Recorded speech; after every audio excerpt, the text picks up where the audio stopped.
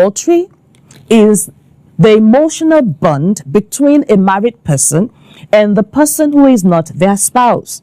It may or may not include sexual intercourse. There are three types of adultery that we are going to be discussing about: emotional adultery, virtual or digital adultery, and physical adultery. What is emotional adultery? This happens when a married person forms a deep emotional bond with someone outside the marriage, to the extent that the person is sharing secrets, is sharing intimacy, is sharing affection or dependence. The person discovers that they are getting closer to this opposite sex more than to their spouse. They're looking forward to always seeing this person, getting a message from this person, conversing with this person even over the phone. All this put together is called emotional adultery. Yep, emotional adultery.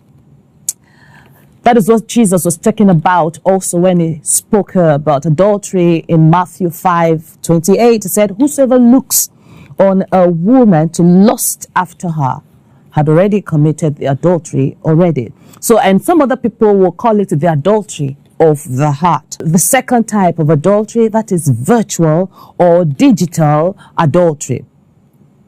Yes, this one I will call adultery enabled by technology and internet.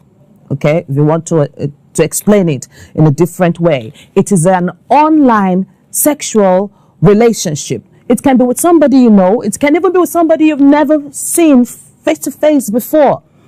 It is when a married person is beginning to chat, is beginning to send messages that contain explicit messages, exchanging description of private parts, sending semi-nude and nude pictures of each other to each other, like conversing or exchanging different kinds of explicit messages.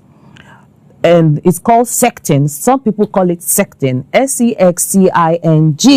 Okay, it is sending. Even sometimes can even be videos that would include all what I've explained. That is what is virtual or digital adultery.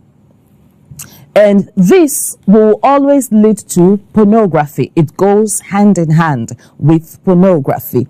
So if, as a married person, you are visiting those sites you're not supposed to visit, that is already a virtual and a digital adultery. Somebody will say, I just popped on my phone. If it popped up on your phone, you can swipe it off, you can delete it. But when it popped up and you're saying, oh, what is this? And you keep on looking at it.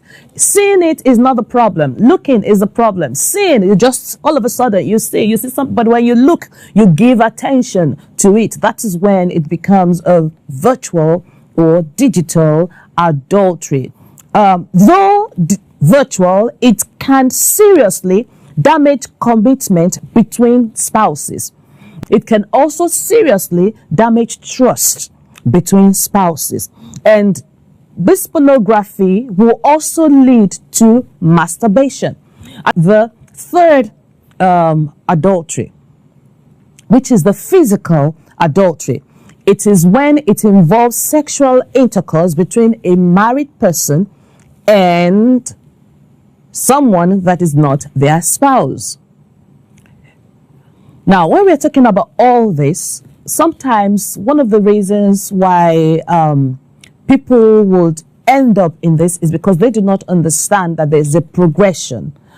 Before physical adultery will take place, there will always be either emotional adultery or virtual and digital adultery before this physical one comes. So the physical adultery is like the climax of the progression of the adultery. So if you can be able to, as soon as the thought comes, as soon as you see yourself that you are getting closer to this person, as soon as you see that you are beginning to send messages that are supposed to be sent, and sometimes even this virtual, digital adultery can be when, some people will start sending messages, hello, to their ex, how are you? And before you know it, they continue to discuss. Oh, there's nothing, we are just discussing. And before you know it, it's getting out of hand.